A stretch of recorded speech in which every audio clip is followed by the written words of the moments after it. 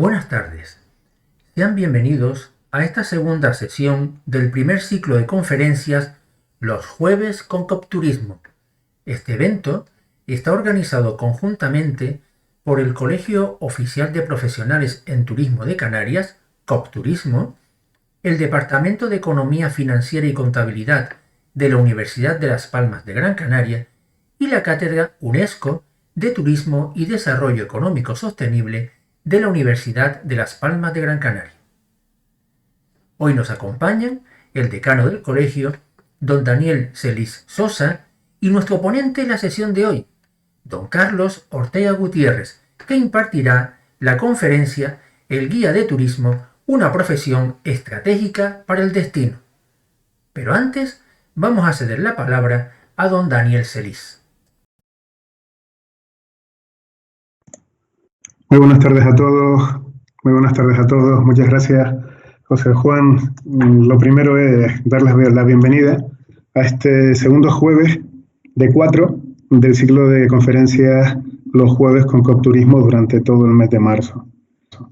Esta viene a ser la segunda conferencia y desde aquí pues, me gustaría agradecer pues, en primer lugar a la Universidad de Las Palmas, a Manuela Hernández, la directora del departamento, así que como Concepción Verona y José Juan Denis. Y, cómo no, tenemos a un invitado pues muy especial y para mí es un auténtico orgullo, ¿no?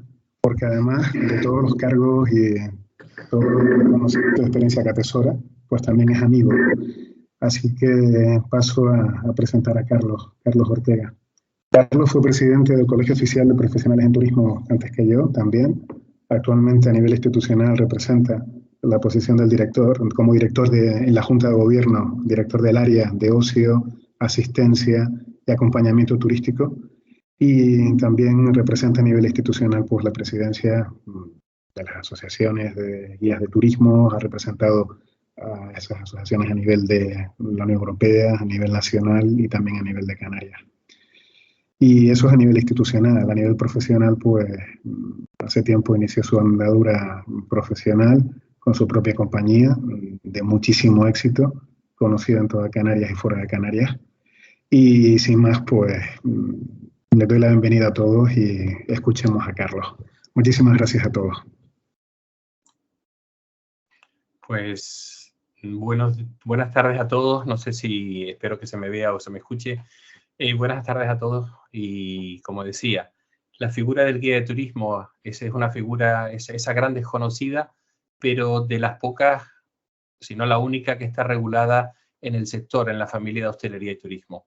El guía de turismo a día de hoy es una figura que tiene una importancia muy grande para el destino, pero así todo es una gran desconocida por el público en general, dado que muchos confunden lo que es un guía con un jefe de grupo, con un asistente, con un personal del tour operador, y eso hace que muchas veces cualquier persona que sujete un micro en las manos sea considerado como un guía de turismo, lo cual realmente no es correcto, ¿no? Y por ello sí que quiero de forma muy sencilla explicarles un poquito cuál es el perfil profesional del guía de turismo, porque se nos confunde muchísimo y eso muchas veces incluso suscitado por empresas que quieren que otras personas, personal no cualificado, ejerzan la actividad sin tener la cualificación o formación profesional o académica para ejercer la actividad. Los guías de turismo son personas que por lo general, profesionales, dependiendo del país, si son países receptores o emisores de turistas, que están regulados. O está regulada su actividad o está regulada la formación académica de estos señores o señoras que quieran ejercer. Y les voy a pasar una pequeña presentación muy breve en donde vamos a mostrarles un poquito este perfil del guía.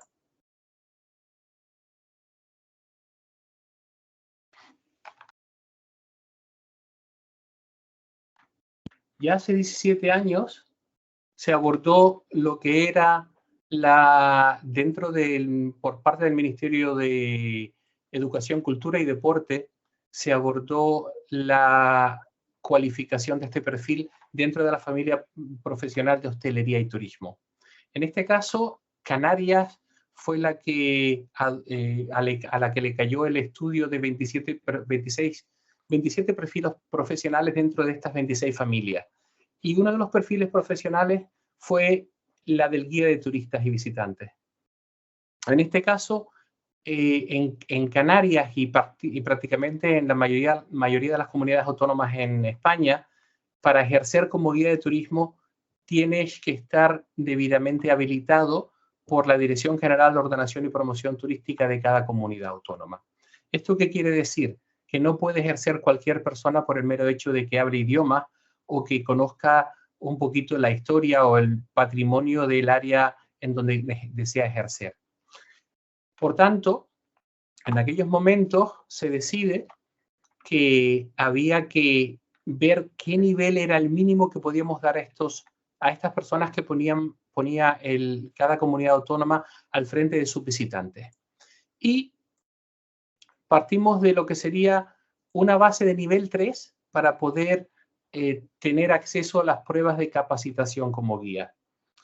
Y decimos nivel 3 porque se amplió el abanico al acceso a las pruebas. Antes del 95, cualquier persona que fuera diplomado en turismo o tuviera la carrera de técnico de empresas y actividades turísticas podía ejercer de manera automática a la acreditación como guía. Posteriormente al 95 y hasta unos cuantos años más tarde, pues se decide que no solo tienes que tener la diplomatura en turismo o el técnico de empresas y actividades turísticas o ser un grado en turismo, sino que tenías que garantizar que tenías los conocimientos del área donde querías ejercer como guía. Seguidamente, y dando salida a todas aquellas personas que estaban trabajando o que se estaban formando en los institutos de formación profesional del nivel 3, se amplía la vía de acceso a la cualificación como guía de turistas y visitantes que daban en las escuelas de formación profesional. Y a partir de ahí tenemos como diferentes vías de acceso, pues títulos de nivel 3, 4 o 5, grados o máster universitarios también, para poder ejercer o para poder acceder a las pruebas de habilitación. Pero, ¿qué es un guía de turismo? Vamos a centrarnos en lo que es la definición en per se y que está aprobada por norma europea. Es decir, es, como decía antes, una de las pocas figuras que realmente han sido consideradas por su importancia por el legislador, por la autoridad competente, como que tiene que estar regulada. De hecho, yo mismo hoy en día no tengo por qué tener un título de director de hotel para poder llevar adelante un establecimiento hotelero o una agencia de viaje. Eso a día de hoy, desgraciadamente, aunque tengamos la formación académica para hacerlo, queda dentro de la propiedad de ese establecimiento el decidir qué persona pone al frente, si un abogado, si un economista o un arquitecto o un historiador del arte o cualquier otra persona. Pero no es el caso en la actividad nuestra como guías de turismo. Para poder ejercer tienes que tener unos estudios que son específicos y seguidamente pasar unas pruebas de capacitación. Entonces, la definición del guía, según la norma europea, y esta es de obligado cumplimiento, esta definición en todos los países de la Unión, esté regulado o no, hay una definición que está regulada por norma, y es aquella persona que guía a los visitantes en el idioma de su elección. Y una de las cosas importantes y que da valor es que interpreta el patrimonio cultural y natural de una zona en particular. Y posee normalmente una titulación específica que la suele dar la autoridad competente de esa zona. En el caso nuestro, nuestra comunidad autónoma en Canarias, ¿no? Y en este caso, tenemos que decir que la competencia importante es informar e interpretar. El valor interpretativo es muy importante en el caso nuestro, porque si solo los guías se limitasen a informar, pues eso lo puede hacer un casete, un DVD, pinchando un pendrive en un ordenador, podemos estar bien informados. Pero el valor principal es el valor interpretativo que dan los guías y que hacen que los visitantes empaticen con la zona en cuestión que están visitando. Y por lo general es muy importante el tener en cuenta que un guía de turismo al contrario que, por ejemplo, un dentista es una persona que tiene unos conocimientos de área específica y son tan específicos esos conocimientos que si bien un dentista puede actuar sobre una muela, sobre un implante, sobre lo que sea, un empaste molar, utilizando las mismas técnicas en Londres, en Brasil, en Australia o en Canarias, un guía de turismo, los conocimientos que necesita para poder ejercer su actividad en Canarias son totalmente diferentes que los que va a necesitar en Granada para visitar, por ejemplo, los palacios nazaríes en la Alhambra, o para visitar en Australia, pues en Sydney, la Ópera de Sydney, o en París, el Museo del Louvre. Entonces, lo importante es interpretar y tener unos conocimientos, como decíamos, que por lo general y siempre son de área específica. Pero esta información hay que trasladarla al cliente, a nuestros visitantes, de forma amena, de forma atractiva. Entonces, lo que tenemos que intentar hacer y lo que tenemos que lograr al final del día es despertar el interés de nuestros visitantes para que se enamoren de esa zona, del destino que están visitando, ¿no? El ámbito profesional, por lo general, en el caso de los guías de turismo, en España y en prácticamente todos los países de la Unión Europea son profesionales autónomos, exceptuando Grecia, en donde los guías son contratados por las agencias de viajes o organizadoras por cuenta ajena, pero es el único país de la Unión en donde los guías no ejercen como autónomos.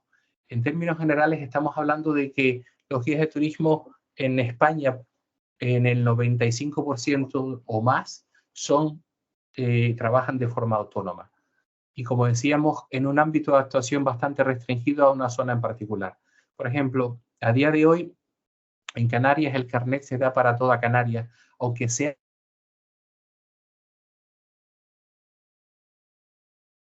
en Gran Canaria, por ejemplo, donde yo estoy ubicado, pues no suelen ir a trabajar a Tenerife o no se van a Madrid, pues porque en principio deberían de poder demostrar que están facultados y están dotados de los conocimientos de esa otra área para poder ejercer, ¿no? En el ámbito de acompañamiento, podemos decir que existen otras series de actividades o sectores productivos en donde el guía puede también ejercer.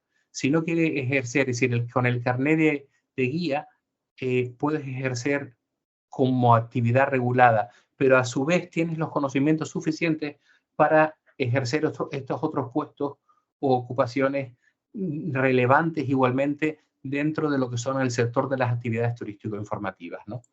Y, por ejemplo, podemos hablar que aparte de guía de turismo, hay muchos compañeros que se dedican a ser directores de grupos o correos de turismo, como se llamaban antiguamente, acompañar a grupos turísticos de un país a otro o de una comunidad autónoma a otro, o hacer solamente pues traslados, a actuar como transferistas, llevando a los clientes de un punto A un punto B, o del aeropuerto a los establecimientos hoteleros, ¿no? Y muchas veces, al final, compañeros terminan trabajando con turoperadores o agencias de viajes como representantes locales de una agencia en el país que sea o en la comunidad autónoma que en principio ellos quieran ejercer, ¿no? Y después tenemos lo que serían los asistentes de grupos turísticos, llamados también AGTs o Tour Leaders. El Tour Leader es una figura que en principio se ha confundido muchísimo con las guías de turismo. Y en términos generales, los Tour Leaders no es una profesión regulada, al contrario que la profesión de los guías de turismo. ¿Y qué es lo que se requiere de un guía de turismo para poder ejercer? ¿Cuáles son las unidades de competencia que hacen de esta profesión el que el legislador la haya considerado tan importante, ¿no? En primer lugar, tiene que tener los conocimientos del área para poder interpretar el patrimonio y los bienes de interés cultural y, a su vez, de interés natural, dependiendo de su zona geográfica de actuación. Es decir, sin estos conocimientos, la labor interpretativa no se podría realizar. Por tanto, ninguna persona, como decíamos, en una actividad de área específica como la nuestra, puede irse a otro sitio. Yo no me puedo ir a Granada, por ejemplo, y empezar a explicar los palacios nazaríes, pues hablando de los guanches en Canarias, o o de nuestros aborígenes, o de un municipio de Teror o de Telde, porque estaría totalmente fuera de lugar. Pero esa labor de interpretación del medio, de los conocimientos patrimoniales, hay que hacerla de una manera amena. Y eso es tan importante que para eso existen unas técnicas de interpretación y gestión de grupos y ese tipo de competencias que son las competencias interpretativas, no solo los conocimientos del medio, son importantes. ¿Por qué? Pues porque si no, a los 10 minutos terminaríamos aburriendo al grupo y el propio grupo diría, por Dios santo, me quedan 8 horas o 10 horas o 3 horas más que aguantar a este señor o a esta señora, ¿no? Por tanto, esa interpretación que nosotros hagamos la tenemos que hacer de una manera amena y asegurarnos de que esa persona se enamora del destino o de ese bien de interés cultural o turístico que está en esos momentos visitando.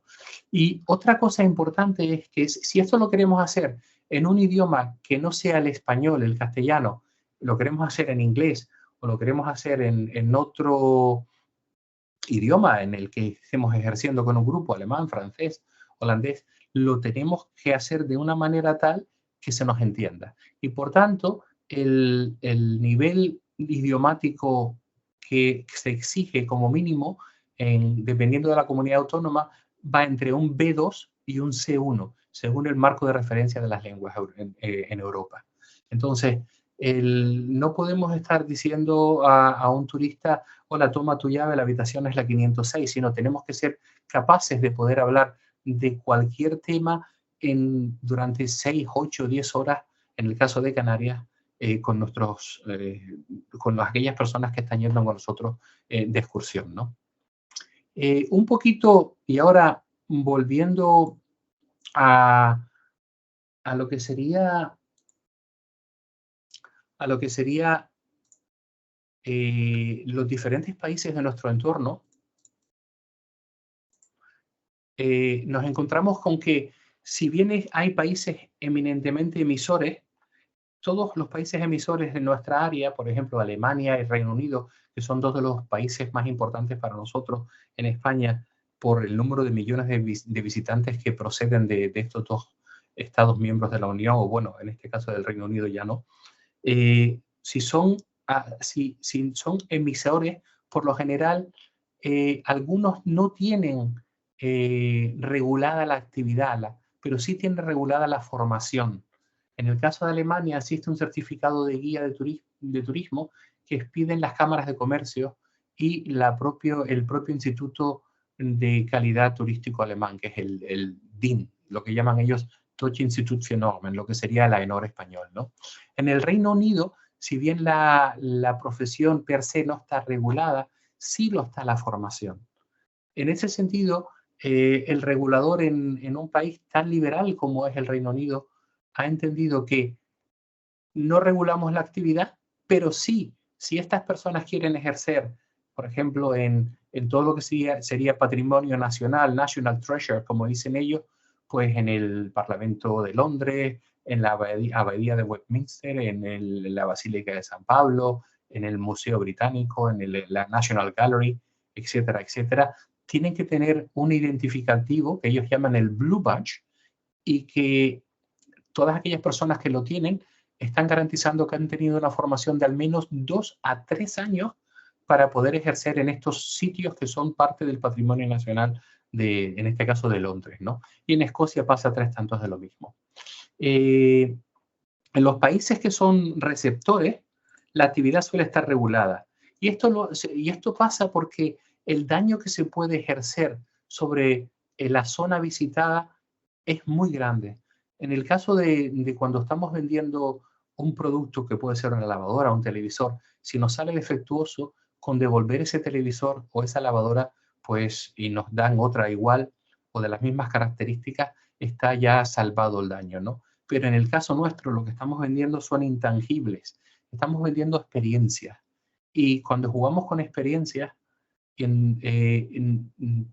muy complicado devolver una experiencia. Puedes devolver el dinero, pero ese día que tú has pasado, si no lo has podido disfrutar, si no has sido capaz de que nuestros visitantes se enamoren de lo que han visto, pues el daño para el destino es muy grande. Y por eso en todos aquellos países en donde que son eminentemente receptores, véase Grecia, Italia, España, Luxemburgo, en Austria, en Francia, en Portugal, en Malta, en Chipre y en otros países que no aparecen en este listado, la actividad está fuertemente regulada. Está regulada porque, como decíamos, nos estamos jugando el que nuestros visitantes regresen o nos recomienden a sus amigos, a sus familiares, a sus amistades, y por eso tenemos que asegurar que las personas que ponemos al frente de un grupo de turistas, de un grupo de visitantes en el destino que sea, estén bien atendidas, dado que el daño no se produce sobre la persona que hace la interpretación, sino que el daño lo recibe el destino. Por tanto, los guías de turismo se convierten en embajadores de excelencia de la zona visitada. Y es tan importante el que cuidemos de ello, porque sin temor a equivocarnos, en el sector de las excursiones, si este sector cuenta con los profesionales debidamente habilitados para ello y con la cualificación correcta al frente de los grupos que están visitando ese destino, el guía se convierte en una pieza clave a la hora de posicionar ese destino que se está siendo visitado y el destino incluso como marca en el exterior, fuera de nuestras fronteras. Por eso yo entiendo que todos los empresarios, ciudadanos de a pie y la clase política, todos y cada uno de nosotros y sobre todo la autoridad competente, tiene el deber moral, por lo menos, y muchas veces en este caso, en donde la actividad está regulada, el deber legal de proteger a nuestra tierra, de proteger el destino. Y esto se hace muchas veces garantizando que al frente de nuestros visitantes, de los grupos que están escogiendo hacer una visita en una zona en particular, tengamos a la persona realmente formada para el desempeño de sus funciones. Y bueno, esto es un poquito, hoy en día vivimos momentos de gran dificultad, de un parón obligatorio. La COVID-19 nos ha hecho que estemos durante más de 18 o 20 meses prácticamente pasando momentos muy difíciles, ¿no? Pero han sido momentos de reflexión y en donde últimamente en varias reuniones que he tenido con la Dirección General de Ordenación y Promoción Turística son conscientes de que tenemos que volver a estar en el circuito y tenemos que garantizar que las personas que estén atendiendo a nuestros turistas pues tengan la formación correcta y que, como decíamos, se convierten en la cara visible, en la cara amable del destino.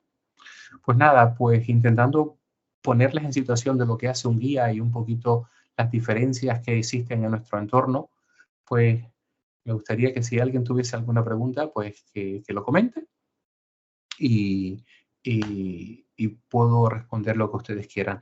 Cualquier persona, porque también esto es una pregunta que se suele hacer mucho, es, ¿puede una persona que viene de un país no regulado ejercer en Canarias? Dentro de lo que es el derecho europeo, y comentar brevemente, sin meternos en profundidad en el marco legislativo, hay dos pilares fundamentales dentro de lo que son en la Unión Europea. La libre prestación de servicios de cualquier ciudadano de la Unión y la libertad de establecimiento. Si una persona quiere ejercer en su derecho de libre prestación de servicios y viene con un grupo, es guía en su país de origen y viene con un grupo de forma esporádica, una vez cada 6 meses, durante 1 o 2 semanas, esa persona pudiese ejercer en cualquier zona de España si se marcha porque está ejerciendo su derecho de libre prestación de servicios.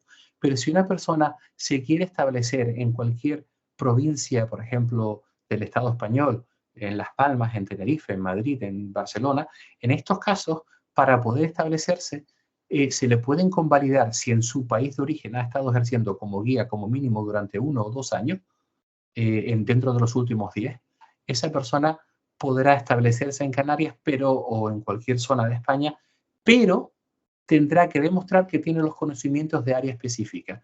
Hay materias que son homologables, como pueden ser los idiomas. Con un certificado que tienes un B2 o un C1, no tienes por qué examinarte otra vez. Las técnicas de interpretación, si ya las tienes, no tienes por qué demostrarlas, pero sí que los conocimientos de área específica siempre tienen que ser demostrados. Y aquí hay algo que es muy importante. El migrante, aquella persona que venga de otro país y que quiera ejercer en cualquier otro estado de la Unión, tiene el derecho de elegir si hace un periodo de pruebas, es decir, o un examen, una especie de prueba de habilitación o capacitación. Es decir, el migrante puede elegir entre examinarse de aquellos conocimientos de área específica que competen a esa provincia, comunidad autónoma en particular, o decir, no, yo lo que hago es un periodo de prueba que determina cada comunidad autónoma, que suele estar entre 200 y 400 horas, y una vez finalizado este periodo de pruebas, tiene que demostrar que es capaz de llevar adelante un grupo en esa zona y puede entonces acceder a la acreditación.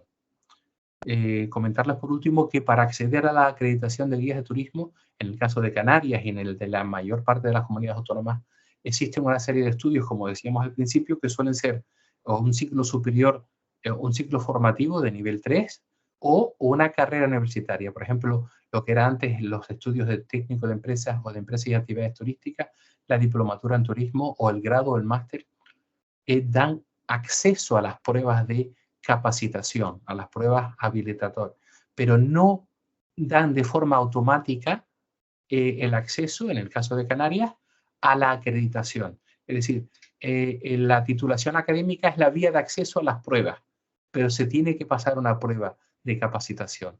Si las pruebas o los exámenes se pasan, a partir de ahí sí puedes ejercer como guía. En el caso nuestro, la Dirección General es la que otorga la acreditación y a partir de ahí puedes ejercer como profesional esta actividad. Y bueno, esto es un poquito para darles un pequeño acercamiento a nuestra figura. Y bueno, cualquier pregunta que tengan, estoy encantado de poder responderla. Gracias. Bueno, muchas gracias, don Carlos, por su interesantísima disertación. Para nuestro público, esta modalidad de videoconferencia no tiene habilitado el chat.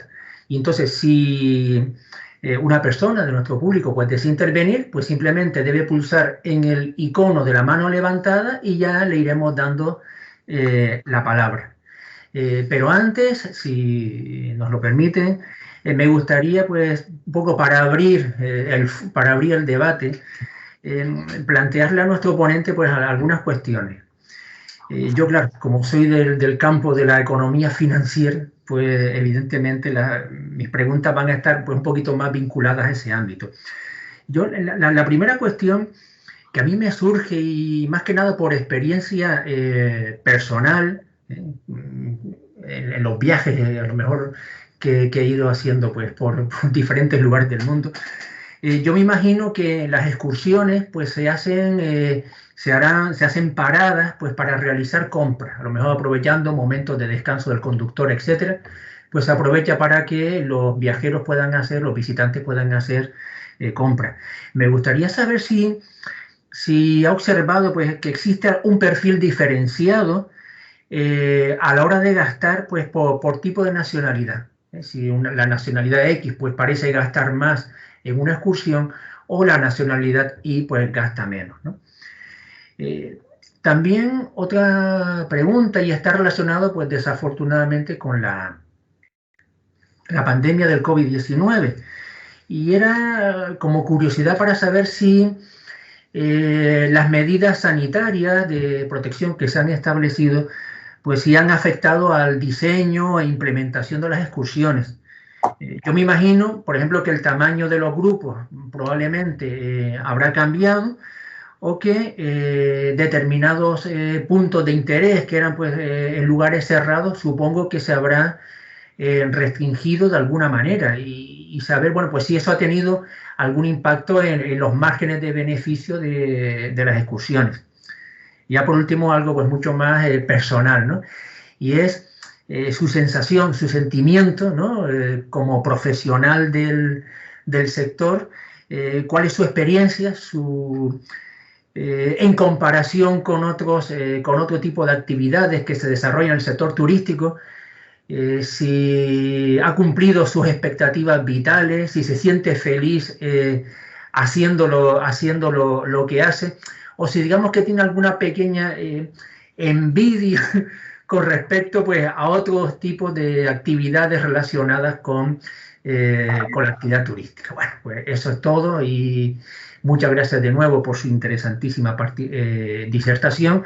Y si alguno de los asistentes pues desea formular alguna pregunta, pues mientras nuestro ponente nos va respondiendo, pueden ir levantando la mano para ir dando el turno. Muchas gracias. Pues nada, empezando de estas tres preguntas que me has comentado, que me has realizado, el gasto del turista por nacionalidad. Vamos a ver, las excursiones en términos general, cuando se organiza una visita o una actividad, no necesariamente tienen que ser excursiones de compra.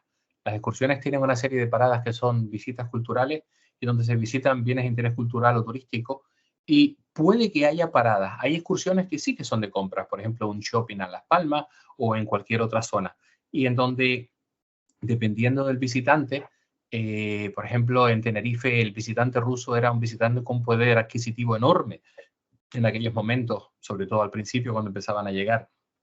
El visitante alemán suele gastar en ciertas cosas, los españoles gastan mucho en gastronomía, el inglés, es decir, cada nacionalidad tiene un gasto en componentes diferentes, ¿no?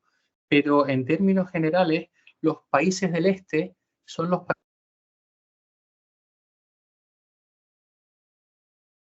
en el sector de las compras, de las excursiones o de aquellas actividades que eminentemente eran actividades de compra.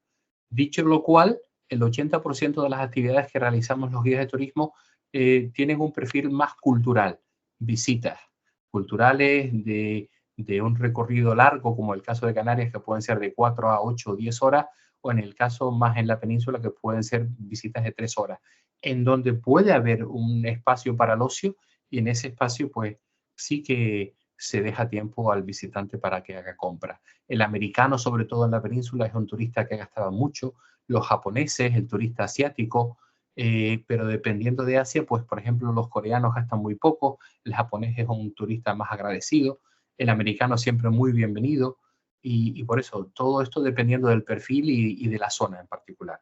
Con relación a la segunda pregunta, al COVID-19, los aforos sí han tenido un papel muy importante en el desarrollo de las excursiones. De hecho, dependiendo del nivel en el que nos encontrásemos en cada momento, y que en España estaban entre nivel 1 y nivel 4, en nivel 4 el aforo estaba limitado, por ejemplo, en sitios cerrados como pueden ser la Cueva de los Verdes, en Lanzarote, a 20 personas. En nivel 3, perdón, a 12 personas, en nivel 3 a 20, en nivel 2 a 30 personas, y en nivel 1 podíamos entrar hasta 50 personas dentro de un sitio cerrado. Por ejemplo, en otra zona donde actúa nuestra empresa, por ejemplo, que es en Granada, estuvimos limitados a 8 personas al principio de la pandemia, y ahí fue subiendo a 10, 15, 20, y ahora mismo se encuentra en 30 personas el número de visitantes máximo. Eso hace muy complicado que las entidades organizadoras pues, puedan llevar adelante ciertos grupos, porque lo que se llama el punto de inflexión, o que es el break-even, que se llama donde empiezas a ganar dinero, muchas veces suele ser a partir de 20, 25, 30 personas. Por tanto, el COVID ha hecho estragos en una actividad como la nuestra, desde un punto de vista de la organización y desde un punto de vista de los guías, que muchas veces nos hemos encontrado en que si los aeropuertos se cierran, el turista puede que, cuando se abren, el turista llega a un hotel, busca un establecimiento porque necesita hospedarse o alojarse en un sitio, pero no tenía la necesidad urgente de realizar una excursión. Y durante muchos meses, durante más de 18 meses, eso lo han sufrido muchísimos compañeros en toda España, en particular en Canarias, donde no existe un plan B. No hay otra cosa. Vivimos del turismo y es la industria que nos da de comer a todos, ¿no? Y yo personalmente he ejercido como guía de turismo durante más de 30 años y no he podido ser más feliz en otra profesión. Es una profesión bonita que te da la libertad de poder trabajar cuando tú quieres.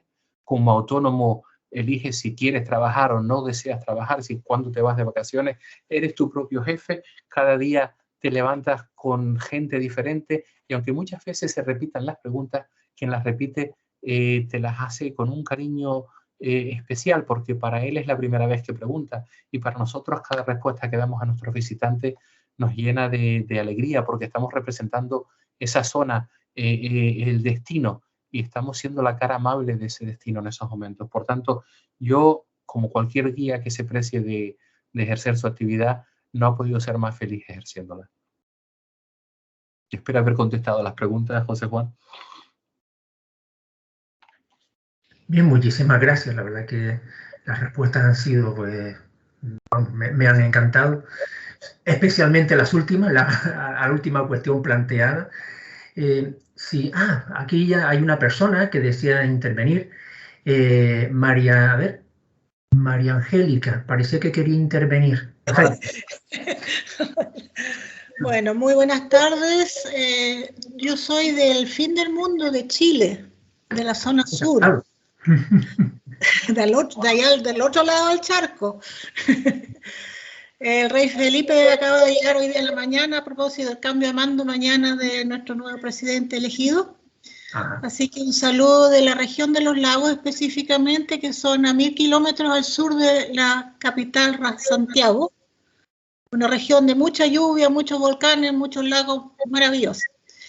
Yo también, primero que nada, muchas gracias por la invitación. Nos llegó a través de la presidencia de la Federación Nacional de Guía de Turismo, en la cual soy directiva, recién formada hace pocos meses.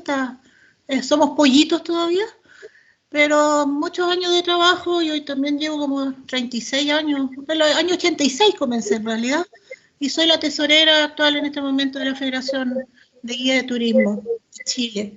Estamos también trabajando para ser parte de la Federación Latinoamericana, con sede en Costa Rica, ¿ya? Por el momento, y se están uniendo Argentina, Brasil, y ahí estamos trabajando en los estatutos. Así que nos queda harto trabajo por delante. Un cordial saludo entonces, y justamente en las tres preguntas que te hicieron, Carlos, es como que hubiese sido lo mismo para mí. Aquí en Chile nosotros también tenemos, yo atiendo específicamente mucho alemán, porque mi idioma desde bebé es alemán. No he estado nunca en Alemania, no he estado nunca en Europa, pero hablo mejor alemán que cualquier otro alemán. Inglés como segundo idioma y portugués como tercer idioma. Entonces, con los años de experiencia, justamente, se hacen todos los años los catastros de cuánto cada turismo.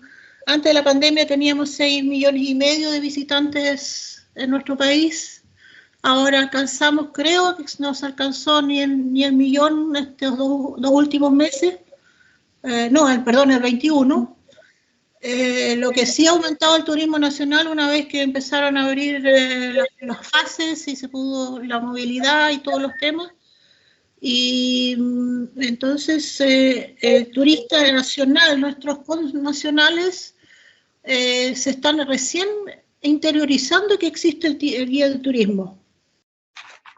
Chile es el pionero en Sudamérica a nivel, en Latinoamérica y Sudamérica, después de España con el turismo social. Yo he participado mucho sobre el seminario y ahora justamente próximas semanas, próximos días me integro al equipo de turismo nacional que es para adulto mayor y familiar, que es a través de Cernatur, Cernatur es el representante oficial de todos los programas turísticos, que es un ente dependiente del Estado y del Ministerio de Economía, para la información de ustedes. Las leyes que estamos bajo una norma, así como recién Carlos mencionó la norma en Alemania, el DIN, aquí es la NSH, número tanto, del INN. Pero también estamos en proceso de certificación y es un trabajo porque no hay academia, no hay nada que pueda, en el cual uno pueda decir, o sea, uno puede decir que soy guía de turismo, pero eso fue. Entonces, Cernatur justamente ahora está tratando de hacer existe el perfil Se han hecho muchos trabajos y ahora vamos a ir ya en camino a nivel de ir regularizando que efectivamente el guía que esté inscrito en el Registro Nacional de Prestadores de Servicios, sea guía de turismo, sea guía general, sea guía de sitio, sea guía de tal o cual cosa, y el de aventura obviamente que tiene que tener otros requisitos.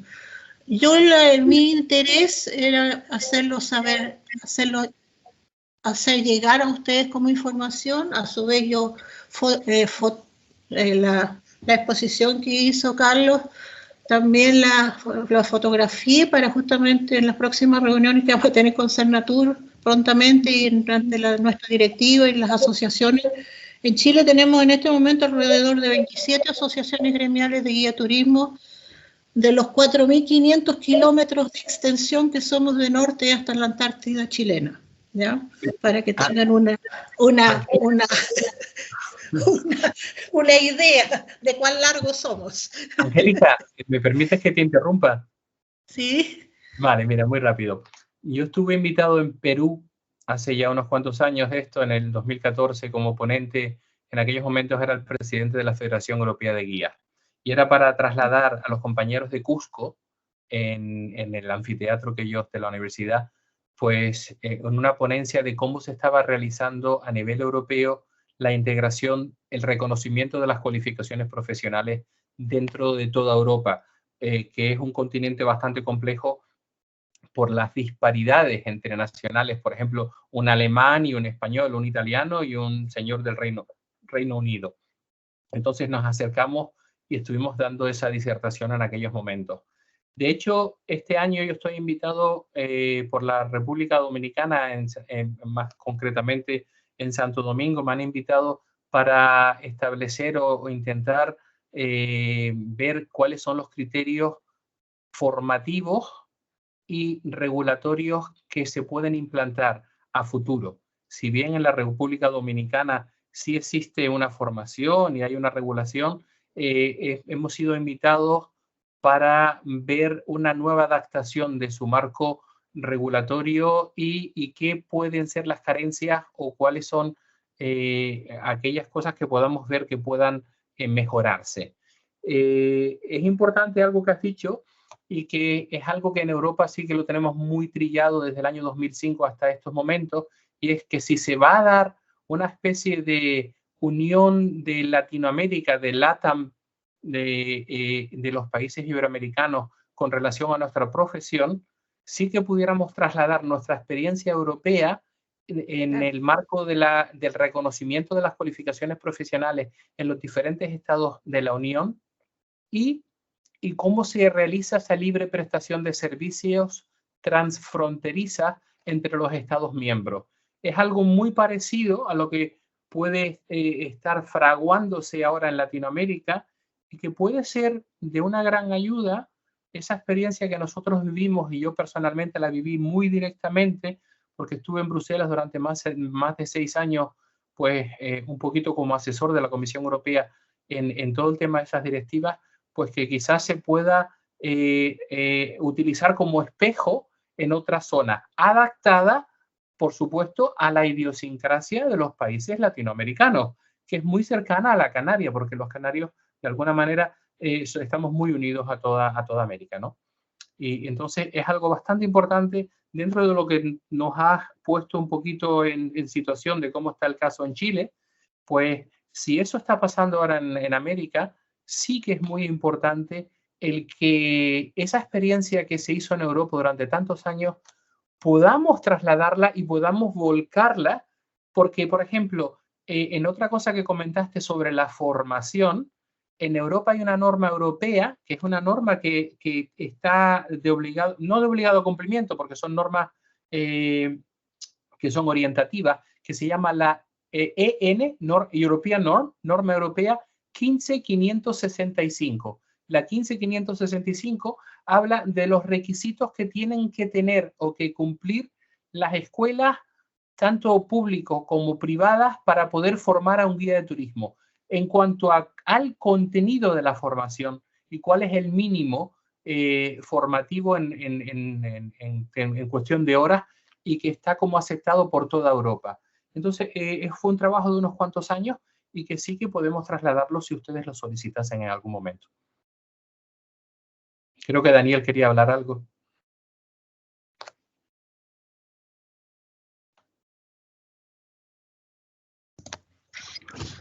Sí, muchas gracias a todos. Y comentar y poner también antecedentes, sobre todo poniéndome en el lugar de el profesional actual en turismo, tanto de América Latina como en España, y también del estudiante de turismo de América Latina y España. En 2019, justo antes de la pandemia, el Colegio Oficial de Profesionales en Turismo de Canarias, pues durante bastantes años ha sido el único colegio profesional de turismo activo en España. Pues estuvimos en la región de los lagos, estuvimos en Puerto Montt y estuvimos también en Puerto Varas. Reuniones con Cernatur a nivel nacional en Santiago y también a nivel local, tanto con las municipalidades como con las sedes de Cernatur en las regiones. Tenemos un convenio firmado con APROTUR, con la Asociación de Profesionales de Turismo de Chile, y esperamos firmar también convenios con más federaciones y como la compañera María Angélica lo ha comentado, pues con esa federación y demás. ¿Qué es lo interesante? Y poniéndome en el lugar de ese profesional actual y de estudiante de turismo. ¿Por qué es tan importante un colegio profesional? ¿Por qué es tan importante conocer esto? Estamos hablando de que es el punto de conexión con lo último de experiencia de la profesión, con lo último de conocimiento que se genera de las instituciones académicas. Algo que Carlos no comentó, pero me encantaría puntualizarlo aquí, y es que el gobierno de Canarias, en el peor momento de la pandemia de la COVID-19, encargó al Colegio Profesional de Turismo de Canarias la revisión de todos los protocolos de seguridad sanitaria del sector turístico, por áreas. Por ejemplo, el área de alojamiento, pues de hoteles, pues una serie de especialistas, pero tiraron del Colegio Profesional de Turismo de Canarias para liderar esa revisión. En el caso de excursiones, guiados y guías de turismo, ya se puede imaginar quién fue la persona que lideró los protocolos de seguridad sanitaria aplicados al sector turístico, los cuales fueron muy tomados en cuenta por otras comunidades autónomas a nivel nacional y también a nivel de países, algún país que otro de América Latina, pues también tomó buena nota de ello. ¿Qué les quiero decir con esto? El colegio no es de nadie, el colegio es de todos, es una corporación de derecho público, tiene rango superior a cualquier asociación o federación de turismo, precisamente no pueden haber dos colegios profesionales, solamente es uno. Es creado por el gobierno, iniciativa del gobierno, iniciativa del Parlamento, y en este sentido el colegio es nuestro, de los profesionales actuales y de los futuros. Así que, sin más, muchísimas gracias y les invito a que continúen vinculados al colegio, ya en forma de convenios, en forma de acceder a la información y al conocimiento que tratamos de trasladar.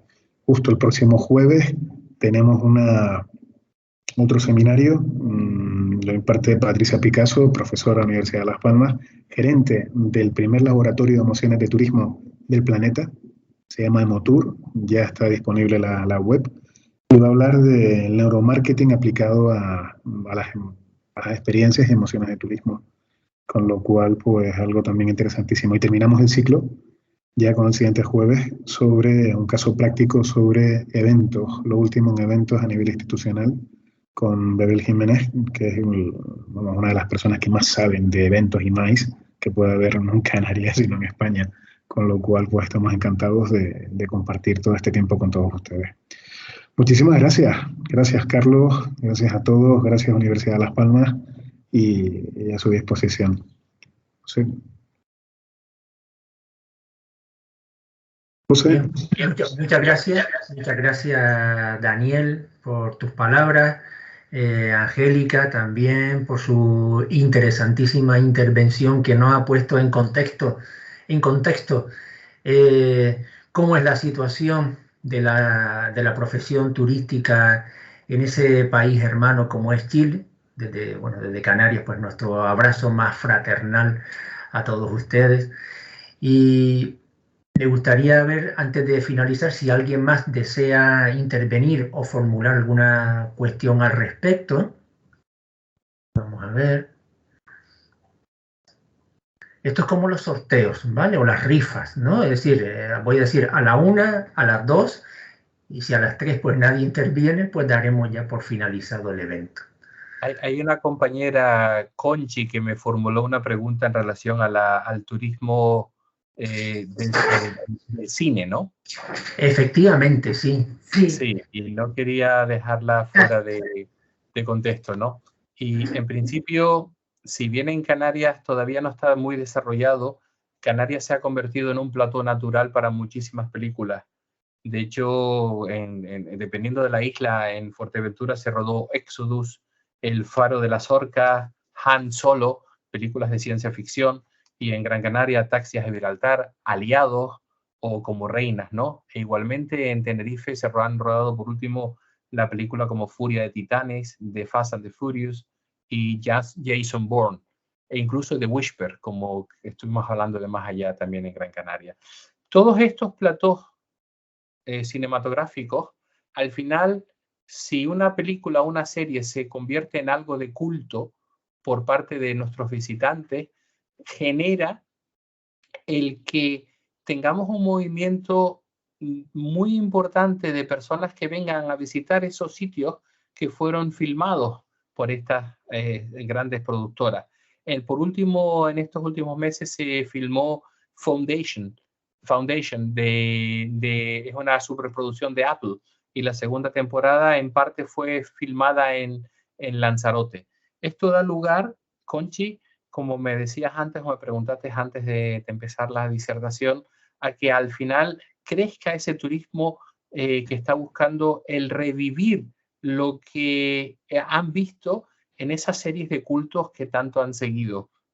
Y de hecho, en los países anglosajones, en Estados Unidos, en Londres e incluso en Francia, han tenido muchísimo éxito todas estas experiencias como que rememoran aquellos sitios de Juego de Tronos, Harry Potter, Los Pilares de la Tierra, etcétera, etcétera. Entonces estas películas al final han tenido un impacto importante en nuestro sector porque han sido un objeto de crear rutas temáticas con relación a esto. Y esto poco a poco lo vamos a estar viendo no solo en Canarias, sino en cualquier otro sitio del mundo que sirva como plató. Y no sé, un poquito, Conchi, para contestar a aquella pregunta que quizás no la has hecho, pero que la tenía formulada de antes.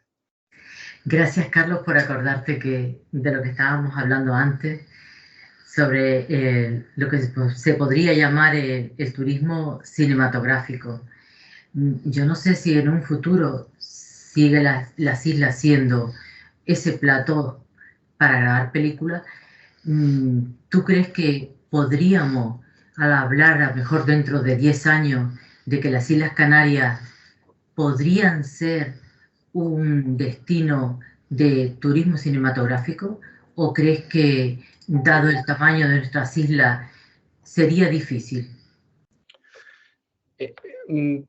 No, yo creo que no tenga que ver con el tamaño, sino tiene que ver quizás también con que realmente se haga una serie que tenga tantos millones de seguidores, que ponga en el mapa pues a las islas o a las Islas Canarias, y que haga que, fruto de ello, pues muchísima gente quiera visitarlas, por el mero hecho de rememorar o revivir nuevamente in situ, sobre el terreno, aquello que estuvieron viendo delante de una pantalla. Y no sé si 10 años, incluso puede ser hasta menos, ¿no? De hecho, como decía, hay nichos de nuestra actividad, y son excursiones que se dan sobre todo en estos países que mencioné antes, en donde hay un público, si no es un turismo masivo, pero sí que es un turismo que está dispuesto a pagar un valor, pagar un extra por hacer este tipo de actividades. Muchas gracias, Carlos. No, pues muchísimas gracias por la posibilidad de poder estar aquí con ustedes, haciendo más cercana nuestra actividad. Bien. Bueno, dado que estamos ya llegando a la hora prevista de finalización del evento, pues ya simplemente solo resta por agradecer a nuestro ponente, don Carlos Ortega, pues su amabilidad por compartir con nosotros sus conocimientos y experiencia en torno a este tema tan interesante como es la profesión de guía de turismo. Y por supuesto también agradecer a nuestro público por su asistencia y participación, quedando, como indicó antes Daniel Celis, pues quedando invitados a una nueva sesión del ciclo de conferencias los jueves con Copturismo, que tendrá lugar el próximo jueves 17 de marzo. Gracias por su atención y hasta la próxima. Nos vemos. Muchas gracias.